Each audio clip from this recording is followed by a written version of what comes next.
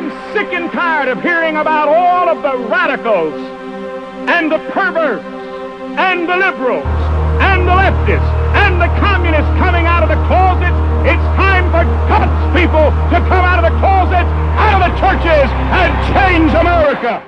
We've got to raise up an army of men and women in America to call this nation back to moral sanity and sensibility. My friend, God Almighty does not hear the prayer of a Jew, for how in the world can God hear the prayer of a man who says Jesus Christ is not the true Messiah? I agree with capital punishment, and I believe that homosexuality is one of those that could be coupled with murder and other sins. It would be the government who would be executing the homosexuals. Are you ready for the Lord's return? 22% of Americans claim to be certain that Jesus is going to come back to Earth sometime in the next 50 years. Speeding trains will plunge unsuspecting passengers into a black eternity as Christian engineers are snatched from the throttle. Personally, I think it's going to happen within my lifetime. Another 22% think he probably will.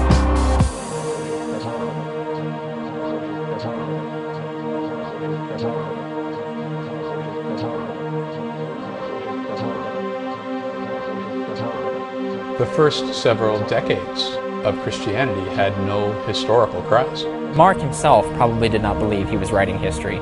He was writing a symbolic message. He was writing a gospel. The stories in the New Testament are legends. Jesus was not the first character to be born of a virgin, to be adored by wise men, to heal the sick, to suffer and die on a tree or a cross, to be buried in a tomb and to rise again on the third day. Only to ascend into the sky. This had happened before. This is an old story. Jesus' life does conform to the hero pattern. And Christianity's way of dealing with this problem is to ignore it.